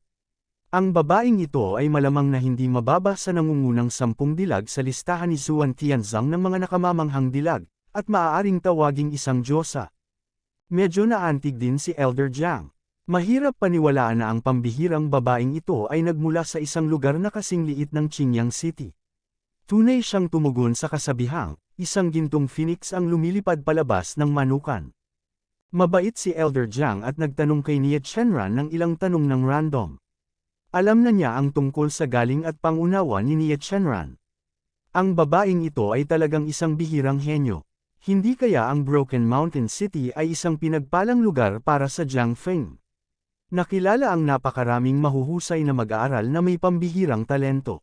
Haha, kayo ni Chen Lei, parehong taga Qingyang City, ay matatawag na Qingyang Shuangying. Tumawa si Elder Jiang at pinatabi si Nie Chenran. Si Nie Chenran ay natural na tumabi kay Chen Lei, at sinabi sa mahinang boses, "Salamat Senior Brother Chen para sa iyong paggabay, kung hindi, imposible para sa batang babae na makadaan sa hanay ng mga kahoy na lalaki sa napakabilis na oras." Bahagyang tumango si Chen Lei at ngumiti dahil iyon sa iyong pambihirang talento, junior sister niye, kung hindi, kahit gaano pa ako kahirap, hindi mo makakamit ang gayong mga resulta.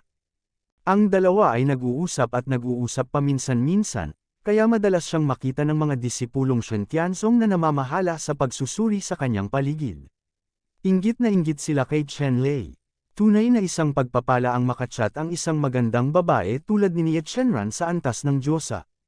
Pagkaraan ng ilang sandali, may muling tumunog, at isang mapagmataas na tinig ang tumunog. Ako dapat ang una sa maliwanag, Dong Shuliang, na makakalaban sa akin, ha ha ha ha. Malinaw na maririnig ang kampante na boses ni Dong Shuliang kahit kay Elder Jiang at sa iba pa. Nang marinig ng mga disipulo ni Shen Tianzong ang pagmamayabang ni Dong Shuliang, hindi nila maiwasang tumingin kina Chen Lei at Nia Chenran. Hindi ko alam Dong for a while Shuliang will know, what do you feel when you are more than one behind? Mabilis na dinala si Dong Shuliang kay Elder Jiang. Tamang-tama, pagkatapos matuklasan na may dalawang tao sa kanyang harapan, si Dong Shuliang ay nakalunok ng isang matandang daga, at ang kanyang mukha ay pangit. Sumisigaw, imposible, paanong may mas mabilis pa sa akin, siguradong nandaraya. Panipi. Matapos pakinggan ang mga salita ni Dong Shuliang, lumungkot ang mukha ni Elder Jiang at sinabing, Dong Shuliang, makakain ka ng kanin ngunit hindi ka makapagsalita ng walang kaparirikan. Tinatanong mo ba itong nakatatandang notaryo? Kung ganito ang kaso, magpakita ka ng ebidensya, kung hindi, kahit naapo ka ni Elder Dong, kailangang parusahan ka ng matanda. Panipi. Kabanata 48. Nagulat si Dong Shuliang nang marinig niya ang sinabi ni Elder Jiang, at mabilis na sumagot. Kalmado si Elder Jiang, gaano kalakas ang loob ng mga disipulo na pagdudahan ang iyong hustisya, ngunit hayaan ang mga disipulo na maniwala na sila ay mas mahusay kaysa sa akin sa mga tuntunin ng pangunawa, talagang hindi ako nasiyahan. Panipi. Pagkatapos magsalita, tiningnan niya ng masama sina Chen Lei at Nia Chenran. Sinabi ni Elder Jiang, paano kung hindi mo ito tanggapin? Kailangan bang ayusin muli ng matanda ang isang laro para sa iyo at muling ikumpara?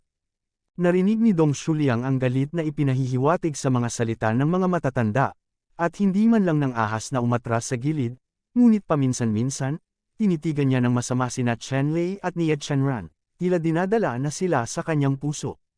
Bakit ang sama ng loob nitong Dong Shuliang, mas maingat siya kaysa babae?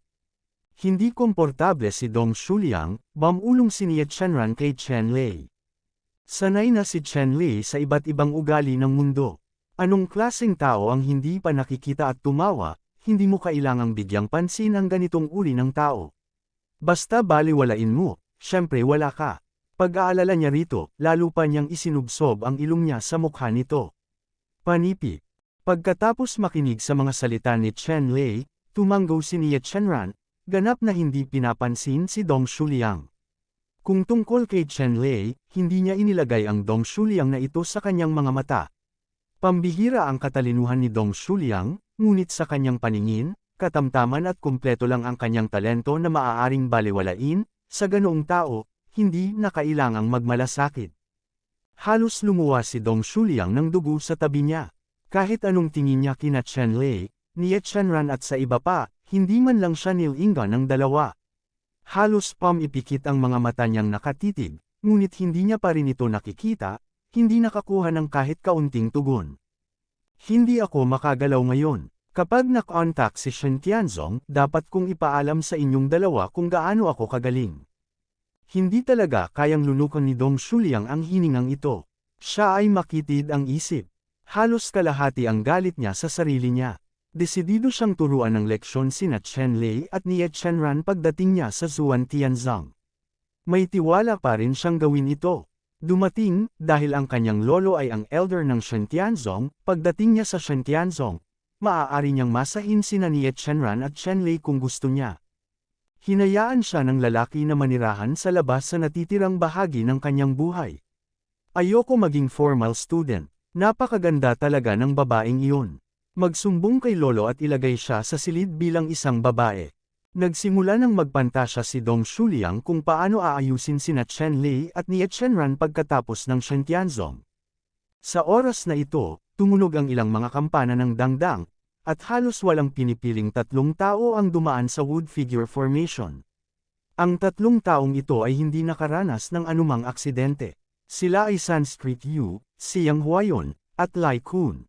Matapos ihatid ang tatlo kay Elder Jiang at makitang may tatlong tao sa harapan nila, hindi nila maiwasang tumahimik, lalo na si Siang Huayon. Sumilay ang matinding selos sa kaibuturan ng kanyang mga mata, ngunit nahuli siya nito. Napakatago nito. Sinulyapan ni Fan Shiyu si Nie Chenran, at nagulat na may isang babae na maihahalin tulad sa kanya. Ang ulan ng Sanskrit ay tumutukoy sa parehong antas, hindi paglilinang bilang talento, ngunit hitsura. Ang Sanskrit Rain ay ang numero 1 hiyas sa Vatican at kilala bilang numero 1 kagandahan sa Fayun City, at puti ang pangalang ito. Ang kanyang hitsura ay hindi gaanong mas masama kaysa sa kanya kahit bilang isang babae. Nang makita niya si Nie Chenran, nadama niya ang labis na kakaiba sa kanyang puso. Magiliw na tumanggo si Fan Shiyu kay Nie Chenran.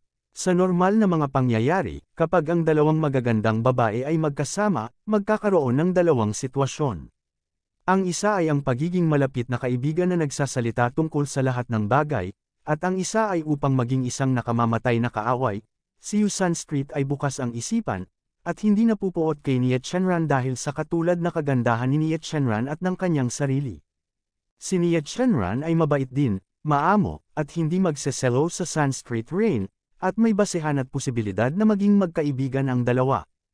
Naramdaman ni Nie Chenran ang kabaitan ng Sanskrit Yu, at bahagyang ngumiti, tumanggo kay Sanskrit Yu. Sa sandaling nakita ito ni Yu Sanskrit, naramdaman ko na ang karakter ni Nie Chenran, at bukas palad siyang naglakad patungo kay Nie Chenran at nagpakilala. Ang pangalan ko ay Rain Sanskrit, mula sa fan family ng Fayun City. Hindi ko alam kung ano ang iyong pangalan, ay saan ito nanggaling? Panipi. Ngumiti si Nie Chenran at nagsabi, Girl Fan, ang pangalan ko ay Nie Chenran at nagmula ako sa Qingyang City. Lungsod ng Qingyang. Kumunot ang noo ni Fan Shiyu at nag-isip tungkol dito saglit, at sigurado na sa kanyang alaala, wala pang lugar na tulad ng Qingyang City. Ito ay malinaw na isang maliit na malayong lugar. Lungsod ng Qingyang. Hindi pa talaga ako nakapunta doon. Ito ay dapat na isang magandang lugar upang magkaroon ng isang magandang babae tulad ng Miss Nie. Kailangan kong maglaro sa hinaharap.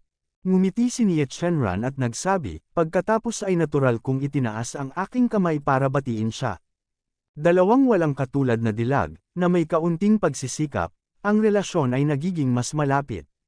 Sa oras na ito, naglakad din si Siang Huayon patungo kay Dong Shuliang, at sinabing, Brother Dong, nagkita tayong muli. Sa pagkakataong ito ang pagtatasa ay nakatuon sa pag-unawa. Matalino talaga si Kuya Dong at mas mabilis ng isang hakbang kaysa sa amin, ang unang pagkakataon ay walang iba kundi si Kuya Dong. Panipi. Mas naging malungkot ang ekspresyon ni Dong Shuliang matapos marinig ang sinabi ni Siang Huayon, at isang kakaibang tono ng yin-yang ang nagsabi, Kuya Siang, mali ang hula mo sa pagkakataong ito. Ang numero 1 ay talagang hindi ako, ngunit saan? Pagkatapos magsalita, itinaas ni Dong Shuliang ang kanyang baba, tinuro si Chen Lei, at maasim na sinabi. Si Chen Lei ba? Tanong ni Siang Huayon. Bakit, kilala ni Kuya Siang ang taong ito? Tanong ni Dong Shuliang. Higit pa sa pag-alam, ang taong ito ay may matinding away sa akin. Kinagat ni Siang Huayon ang kanyang mga ngipin at sinabi. Lumapit si Dong Shuliang na may interes at nagtanong, oh, may iba pa, hindi ko alam kung paano nasaktan ni Chen Lei si Brother Siang. Sinabi ni Siang Huayon, hindi ito direktang pakikipag-away sa akin, ngunit pakikipag-away sa aking matuwid na kapatid na si Zon. Ang aking matuwid na kapatid na si Zon ay talagang nagduso ng malaking kawalan sa mga kamay ng taong ito. Pagkatapos magsalita, sinabi ni Siang Huayon kay Dong Shuliang ang tungkol sa mga hinaing ni Yizhan at Chen Lei. Masyadong mayabang ang batang ito, galit na galit, kahit ako ay hindi na makayanan. Kuya Siang, dapat iulat ang galit na ito. Sabi ni Dong Shuliang na may parehong pagkamuhi. Sinabi ni Siang Huayon, syempre, hindi ko hahayaang gamaan ang pakiramdam ng anak na ito. Gayunpaman, ang anak na ito ay hindi mahina. Kung gusto mong gumawa ng isang bagay dito, kailangan mong magkaroon ng isang komprehensibong plano. Sana matulungan ako ni Kuya Dong. Panipi. Masayang sumang-ayon si Dong Shuliang, na nagsabing, okay, hindi ako masasanay sa mayabang na hitsura ng batang ito. Gusto ko siyang turuan ng leksyon. Pagkatapos ng Shantianzong, ito ang ating mundo. Gusto kong humanap ng pagkakataon para turuan ang batang ito. Hindi pa rin madali, panipi. Pagkatapos nito, ngumiti sina Dong Shuliang at Xiang Huayon sa isa't isa at naabot ang isang tacit na pagkakaunawaan. Susunod, batch pagkatapos batch ng mga disipulo ay susubok, ngunit pagkatapos nito, wala nang ganap na makadaan sa ika-10 palapag ng wooden figure formation. Ang ilang mga taong may mas mataas na talento ay maaaring makalampas sa ika-7 at ika-8 palapag, makatwiran. Ang ilan ay dumaan pa lang sa ika-2 palapag at pinasuko ng mga figurang kahoy sa hanay ng mga figurang kahoy. Ang gayong disipulo ay maaari lamang maging isang panlabas na disipulo maliban kung may pagkakataon laban sa langit. Lumipas ang kaunting oras, at natapos na ng lahat ng 200 disipulo ang pagsusulit sa pag-unawa. Sina Chen Ming, Chen Haotian, at 2 iba pang mga disipulo ng pamilya ni Ye ay pumasok sa ika-6 at ika-7 palapag ng wood figure formation, at ang kanilang pagganap ay hindi kasiya siya. Walang problema ang maging isang panlabas na disipulo, ngunit kung gusto mo upang maging isang opisyal na alagad, ito ay nakasalalay sa iyong mga pagpupunyagi sa hinaharap. Sa puntong ito, tunay na natapos ang recruitment ng mga disipulong Shantianzong sa Broken Mountain City. Inutusan ni Elder Jiang ang mga tao na panatilihin ang isang talaan ng mga hitsura ng mga tao, at pagkatapos ay hayaan silang maghanda upang bumalik sa sekta upang iulat ang bagay. Kabanata 49, Elder Jiang, hindi ba sinabi natin na ang unang tao sa ebolwasyon ay makakakuha ng misteryosong parangal? Sino sa atin ang mauuna? Bakit hindi natin nakikita ang listahan na inanunsyo? Kolihis na guhit. Nakita ni Dong Shuliang na pagkatapos ng pagtatasa ni Elder Jiang, hindi niya ibinalita ang rangkang ng lahat. Sa halip, nagsimula siyang mag-ayos na bumalik sa Zuan Tianzong at nagtanong ng may pagtataka. Nang marinig ng ibang mga tao ang tanong ni Dong Shuliang, hindi nila maiwasang mapakinig ang kanilang mga tainga, gustong marinig kung paano ipinaliwanag ni Elder Jiang ang tanong na ito, dahil masyado rin silang curious. Tumawa si Elder Jiang at nagsabi, nakarank na ang nangungunang 10 sa inyo. Ang 10 disipulong ito ay magiging opisyal na mga disipulo ni Zuan Tianzong. Gayunpaman, iniisip mo na kabilang sa iyong nangungunang 10, unang lugar, makakakuha ka ng isang mahiwagang parangal. Masyadong simple ang iniisip mo. Sinabi ko na ang una ay hindi ang una sa inyo, ngunit pagkatapos bumalik sa Zuan Tianzong, ikaw at ang mga disipulo ng iba pang mga recruitment site, at makipagkompetensya para sa unang lugar sa parehong oras, tanging ang uri ng una lamang ang makakakuha ng misteryosong premyo ng ang sekta. Panipi. Sa pagkakataong ito, si Zuan Tianzong ay hindi lamang nag-recruit ng mga disipulo sa Broken Mountain City, ngunit nag-ayos ng 9 na entry point sa buong Chu Dynasty, kasama ang isang entry at inspection point sa lokasyon ng sekta ng Zuan Tianzong, sa kabuuan ay 10 entry point. 10 recruitment test sites, ang nangungunang 10 sa bawat recruitment site ay direktang magiging opisyal na mga disipulo ng sekta, sa kabuuan ay 100 opisyal na mga disipulo. At pagkarating sa Shantianzong, ang opisyal na mga disipulo ng 10 recruitment point na ito ay magsisimula ng isa sa field battle, lakas, kung makuha mo ang unang lugar sa tunggalian, maaari kang maging tunay na unang lugar at manalo sa mahiwagang parangal na inihanda ng sekta. Ayan na siya, noon lang naintindihan ni Dong Shuliang. Walang maipapaliwanag ang mga grades mo ngayon. Pagbalik mo sa sekta, magsisimula ng labanan ng 10 disipulo sa lokasyon ng entrance examination. Ang bawat disipulo sa lokasyon ng entrance exam ay unang mauna, at pagkatapos, ang 10 disipulong ito ang magiging nangungunang 10 disipulo sa taong ito, at sa 10 disipulong ito, sila ay maglalaban-laban para sa tunay na numero 1. Yan ang tunay na numero 1. Panipi. Ang mga salita ni Elder Jiang ay nagpasigla kay Dong Shuliang at sa iba pa. Ang bawat isa sa kanila ay lubos na nagtitiwala sa kanilang sariling lakas. Ang mga laban na ito ay walang alinlangan na nagpakita ng kanilang sarili sa isang mas malaking yugto sa Shantianzong. If they could, how glorious para sa Henyong Bumaha sa ibang recruitment sites para maging totoong number 1 sa sekta. Higit pa rito, ang pakikinig kay Elder Jiang. Kung maaari mong manalo sa bawat laro sa tunggalian na ito, makakatanggap ka ng malalaking pabuya, walang sinuman ang susuko sa katanyagan at kayamanan, at tiyak na gagamitin ang swerte ng 12 puntos upang ipaglaban ang pagkakataong ito. Chen Lei, bagamat natalo mo ako sa comprehension assessment sa pagkakataong ito, sa Zhuan Tianzang duel, tiyak na ipapahiya kita at tatapakan ang iyong mga paa. Sa oras na ito, nag-aalala pa rin si Dong Shuliang na matalo kina Chen Lei at Nie Chenran. Naisip niya na sa kanyang tunay na lakas, tiyak na magagawa niyang durugan si Chen Lei, isang kapwa mula sa kanayunan. Noong nasa ring siya ni Zhuan Tianzang, gusto niyang maging sa harap ng lahat ng matatanda at disipulo ni Zhuan Tianzang, labis na napahiya si Chen Lei. Sa wakas ay inihayag ni Elder Jiang, okay, dahil ang lahat ay walang tanong. Pagkatapos ay ipinahayag ng elder na ito na sa pagkakataong ito ang unang 200 disipulo sa ikalawang antas ng pagtatasa ay magagawang sundin ng elder at ang iba pa na bumalik sa Zhuan Yuan kung gusto nila.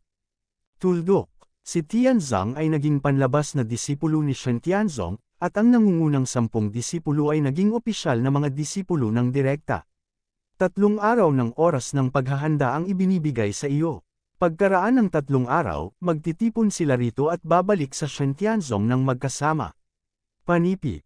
Matapos ipahayag ni Elder Jiang ang anunsyo, hinayaan niyang maghiwa-hiwalay ang lahat, at naghintay lamang ng 3 araw upang umalis at magmadali sa Zhuan Tianzang, at ang 3 araw na ito ang oras para sa lahat upang harapin ang mga personal na bagay. Si Chen Lei, Nie Chenran at iba pa ay naging opisyal na mga disipulo ng Shen Tianzong sa pagkakataong ito. Nakalista lahat ang kanilang mga pangalan, at binigyan sila ng isang identity token. Itong identity token na kumakatawan sa kanyang kamahalan Shen Tianzong ay nangangahulugan din na sila ay protektado ni Zhuan Tianzang. Bagamat imposible para sa Zhuan Tianzang na direktang protektahan ang Qingyang City, ito ay isang magandang simula. Pagkatapos ng lahat, sina Chen Lei at Nie Chenran ay direktang naging opisyal na mga disipulo ni Zhuan Tianzang. Sa nakalipas na 3 araw, nagpasya sina Chen Lei, Nie Chenran at iba pa na bumalik sa Qingyang City. Pagkatapos ng lahat, hindi na sila makakabalik sa Qingyang City sa maikling panahon. Hindi nila kailangang mag-alala. Sina Chen Lei, Shen Tandian, Nie Chenran at iba pa ay magkasamang umalis at bumalik sa Qingyang City. Matapos bumalik sa Qingyang City, pagkatapos malaman na parehong sina Chen Lei at Nie Chenran ay naging opisyal na mga disipulo ng Shen Tianzong, ang dalawang ninuno na sina Chen at Nie ay natural na masaya, hanggat silang dalawa ay maaaring manatili sa Zhuan Tianzang, kahit na sila Chen at Nie pamilya ay nawasak sa pamamagitan ng lobo bandido dugo, mayroon pa silang pagkakataon na bumalik. Kaiba sa masayang kapaligiran ng mga pamilyang Chen at Nie, ang kapaligiran ng pamilya Zhao at pamilya ng Sun ay medyo nakapanlulumo.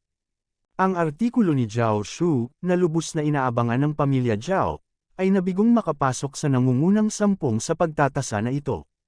Maaari lamang siyang maging isang panlabas na disipulo ni Zhuan Tianzang, at si Sun Yuzi ng pamilyang Sun ay nabigo rin na makapasok. Sa nangungunang 10, ang parehong mga tao ay maaari lamang maging mga panlabas na disipulo. Gayun din, sina Elder Zhao at Sun ay nagkaroon ng mga problema kina Elder Chen at Nie noon, at may mga pagkakahati na lumikha ng mga nakatagong panganib sa pagitan ng 4 na dakilang pamilya. Gayunpaman, sa 4 na dakilang pamilya, bago na-resolve ang banta ng Blood Wolf Bandit Group, kailangan pa nilang makipagtulungan sa labas. Ang ganitong uri ng nakatagong panganib, sa ngayon, ay hindi nakakasama. Matapos bumalik si Chen Lei sa pamilya Chen, binisita niya muna ang kanyang mga magulang at naglagay ng mga singsing sa imbakan sa mga kamay ng kanyang ama, ina at nakababatang kapatid na babae. Ang mga storage ring na ibinigay ni Chen Lei sa kanyang ama, ina, at nakababatang kapatid na babae ay nakuha mula kay Song Hongxian, Yi Zan, at sa pinuno ng Blood Wolf Bandits. Ang mga storage ring ni na Song Hongxian at Yi Zan ay lahat ng tier 5 na storage ring. Malaki at mahalaga ang espasyo sa loob. Ang storage ring na ibinigay sa nakababatang kapatid na si Chen Chenner, bagamat tier 3 lamang, sa kasalukuyan. Si Chen Chenner ay isa ng napakahalaga at bihirang storage ring. Sa tatlong storage ring na ito, si Chen Lei ay napuno ng malaking halaga ng cultivation resources. Sa mga cultivation resources na ito, karamihan sa mga ito ay nagmula sa mga bagay na nasa storage ring nina Jingjing at Song Hongxian. Hindi alam ni Jingjing kung ano ito, ang singsing na imbakan sa aking kamay ay napakataas ng kalidad, umabot sa ika-7 antas, at ang mga bagay na nakaimbak dito ay maaaring ituring na isang treasure house, tulad ng mga gamot, ehersisyo, kayamanan, mga halamang espiritual, at paglilinis. Ang mga kagamitan, materyales, at iba pa, ay nakatambak sa mga burol, na nagpayaman kay Chen Lei. Para sa Deacon, si Song Hongxian, kahit na ang mga bagay sa loob ng kanyang storage ring ay hindi maihahambing sa mga nasa Jingjing, tiyak na siya ay isang lokal na tyrant. Ang yaman sa loob nito ay maihahambing sa yaman na naipon ng pamilya Chen sa nakalipas na siglo. Bukod pa sa dalawa bilang karagdagan sa kayamanan, mayroon ding storage ring sa kamay ni Zan. Ang kayamanan dito ay lubhang pambihira. Dagdag pa sa yaman ng bandidong lobo ng dugo at kamay ni Wang Zanyuan, masasabing si Chen Lei ang may-ari ng biglaang yaman, at ang kayamanan na ito, bukod pa sa nag-iwan siya ng napakahalagang ari-arian na hindi magagamit ng kanyang ama, ina, at nakababatang kapatid na babae. Ngayon, at kinuha niya ang lahat ng iba pa at ibinigay sa kanyang mga magulang. Ang pinagmumulan ng kayamanan ay sapat na para sa ama, ina, ang nakababatang kapatid na lalaki ay nagsasanay sa daan-daang taon ng hindi nababahala tungkol sa kakulangan ng mga mapagkukunan. Kabanata 50. Siyempre, naghanda rin si Chen Lei ng magandang regalo para sa may-ari ng pamilya, si Chen Tangshan. Sa napakagandang reg-along ito, sapat na para sa pamilya Chen na umunlad ng mabilis sa loob ng mahigit 10 taon. Si Chen Tangshan ay hindi mapagkunwari. Para sa kapakanan ng pag-unlad ng pamilya, malugod niyang tinanggap ang regalo. Pagkatapos noon, binisita ni Chen Lei ang kanyang mabuting kuya na si Chen Fan. Si Chen Lei ay natural na walang mali siya sa mabuting kapatid na nagligtas ng kanyang buhay sa kanyang nakaraang buhay. Matapos makipag-usap kay Chen Fan, natuklasan ni Chen Lei na ang kanyang kapatid ay talagang isang henyo sa itaas ng mga porma sayon. Ang Shuangchu information na ibinigay niya kay Chen Fan ay ilang araw na lang, sa totoo lang ay pinayagan si Chen Fan na magsimula ng cultivation, makapaglatag ng isang simpleng porma sayon ng unang pagkakasunod-sunod, at maging si Chen Lei ay bumantong hininga na siya ay mas mababa sa pangunawa sa porma sayon na ito. Binigyan ni Chen Lei si Chen Fan ng isang storage ring na puno ng mga materyales para sa mga porma sayon, upang si Chen Fan ay patuloy na mapabuti at mapagsama itong 2 Yizuan Tian Formation at 2 Yizuan Tian Formation sa sandaling magkaroon siya ng oras. Ang hinaharap ang magiging pinakamahalagang pundasyon para sa pag-usbong ng pamilya Chen. Sa ganitong paraan, pagkatapos mahawakan ng lahat ng mga personal na gawain, lumipas ang 3 araw. Sabay-sabay na umalis sina Chen Lei at Nia Chenran at muling sumugod sa Broken Mountain City. Sa pagkakataong ito, hindi na sinamahan ang 2 matanda. Ang mga kabataang ito ang magkasamang naglalakbay. Bukod kina Chen Lei at Nia Chenran, nandyan sina Chen Ming, Chen Hao, at Nia Shuai at Nia Feng mula sa pamilya ni Ye.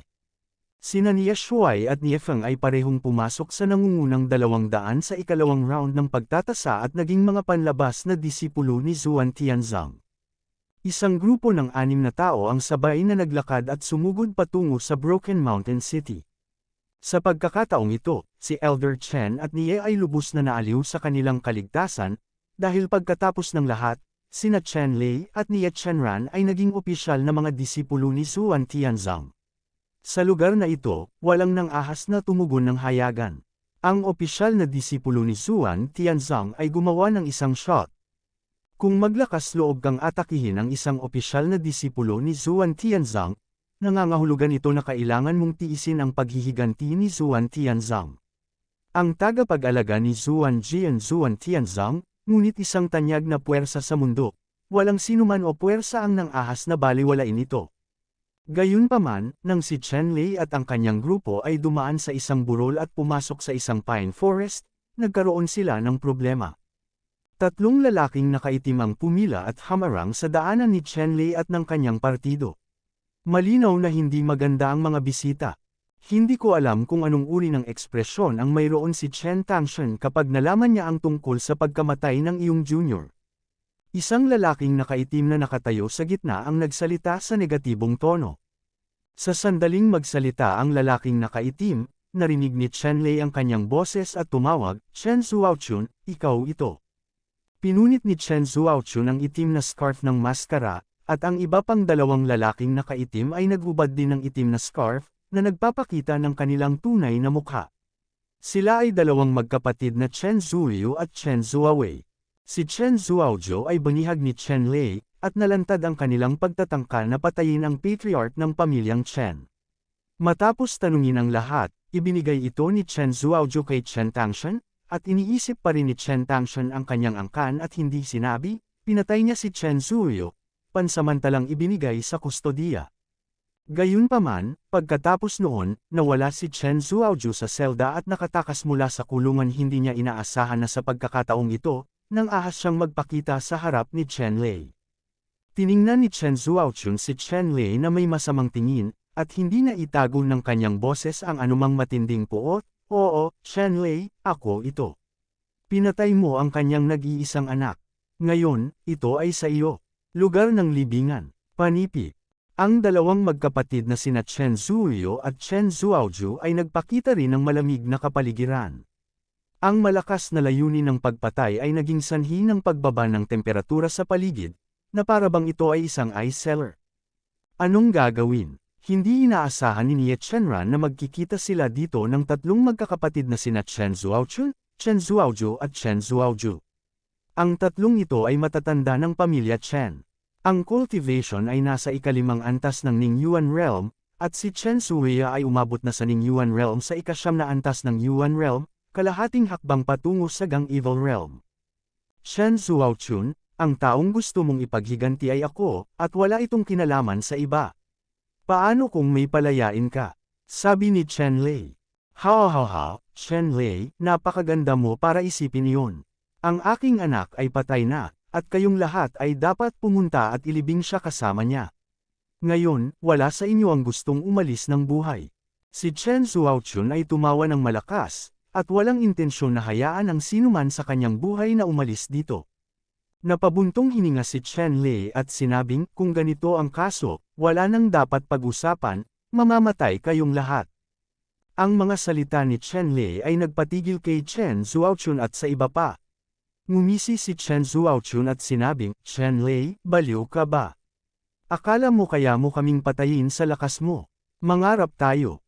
Malumanay na sinabi ni Chen Lei, "Natural na hindi ako ang kalaban ninyong tatlo, ngunit sa tingin mo ba wala akong katulong?" Tumawa ng malakas si Chen Zuaochun, "Chen Lei, hindi mo kailangang magyabang, narinig namin ng malinaw. Hindi ka naihatid ng mga lumang bagay ng pamilya Chen at ng pamilya Nie, gusto kong makita. Saan mo pa ito mahahanap? Helper, akala ko talaga ako ay magiging opisyal na disipulo ni Shen Tianzong, hindi ako maglalakas loob na ilipat ka, biro lang, para ipaghiganti ang anak ko, pabayaan si Shen Tianzong, kahit na siya ang hari ng Chu, maglalakas loob akong bumaba sa pwesto, kanya." Panipi polihis na guhit. Si Chen Zuaochun ay nabulag ng puot sa sandaling ito. Gusto niyang patayin si Chen Lei at pagkatapos ay sumugod. Kung maghihiganti ba siya kay Zuan Tianzang pagkatapos patayin si Chen Lei, hindi na niya masyadong pinapansin. "Okay, oras na, bayaran natin ang buhay mo." Ayaw ni Chen Zuaochun na magkaroon ng maraming panaginip sa gabi, at tumigil sa pagsasalita ng walang kaparehon. Sa isang malakas na sigaw, sumugod siya kay Chen Lei, pinatay si Chen Lei sa kanyang palad. Sa pagharap sa napakalakas na pag-atake ni Chen Zuaochun, hindi gumagalaw si Chen Lei sa kanyang kabayo, hindi man lang umiwas. Hindi natatakot si Chen Lei, kaya tigilan mo na ang paglaban. Si Chen Zuaochun, na tumatalon sa hangin, ay nakita si Chen Lei na hindi gumagalaw, ngunit siya ay medyo nataranta, ngunit wala siyang anumang lambot sa kanyang mga kamay. Ang magkabilang palad ay pinalapot ng siksik na diwa, naglalabas ng nakakasilaw na kinang, at sila ay nakaharap sa Chen Lei's temple. Sinampal niya ang nakaraan, kung totoo ang palad na ito, tiyak na kukunan ng litrato ang ulo ni Chen Lei na parang bulok na pakwan. Gayunpaman, nang ang palad ni Chen Zuochun ay malapit ng basagin ang ulo ni Chen Lei, biglang, si Chen Zuochun ay nagkaroon ng dagdag na marka ng palad sa kanyang dibdib. Ang print ng palad na ito ay direktang nagpatamba kay Chen Zuochun, na parang napunit na sako, at nahulog ng husto. Chen Zuoyu at Chen Zuoju. Ikalawang kapatid. Parehong napasigaw sina Chen Zuochun at Chen Zuo, tumingin kay Chen Zuochun na bumagsak sa lupa, at nalaman na si Chen Zuochun ay walang hininga, at ang mga buto sa kanyang katawan ay pinulbos ng palad. Sa oras na ito, natuklasan nina Chen Zuoju at Chen Zuoju na, sa isang punto, isang matandang lalaki ang nakatayo sa tabi ni Chen Lei. Ang matandang ito ay may puting balbas at malakas at nakakasuffocate na aura. Si Shi, malamig na tumingin sa dalawa. Sa ilalim ng matinding pamimilit ng matandang ito, sina Chen Zuoju at Chen Zuoju, dalawang magkapatid, ay walang pagnanais na lumaban. Ang Panginoon ng Masamang Kaharian, at ang Panginoon sa itaas ng ikalimang antas ng Masamang Kaharian, si Chen Lei, paano magkakaroon ng isang nakakatakot na eksperto na magpoprotekta sa iyo, paano mo ito nagawa? Napasigaw si Chen Zuoyu sa takot at tumingin kay Chen Lei na parang multo. Hindi nila akalain na mayroong isang nakakatakot na eksperto na lihim na nagpoprotekta kay Chen Lei, walang kapantay na kawalan ng pag-asa. Ang nakakatakot na matandang ito ay walang alinlangan na si Song Hongxian. Pumayag si Chen Lei na tulungan ang batang babae na si Jingjing na pinuhin ang Purple Star Pill. Pagkatapos, bago mapino ang Purple Star Pill, hindi papayagan ni Song Hongxian ang sinuman na saktan si Chen Lei, kung hindi, batay sa ginawa sa kanya ni Chen Lei, kung hindi niya sakalin si Chen Lei hanggang mamatay gamit ang kanyang sariling mga kamay, maituturing na mapagbigay, at kung paano pa rin niya magagawa ang kanyang makakaya upang protektahan si Chen Lei. Thank you for watching. Please like, share and subscribe. Jessica Datuan Ortiz. And if you like my videos, please like, share, and subscribe to my YouTube channel.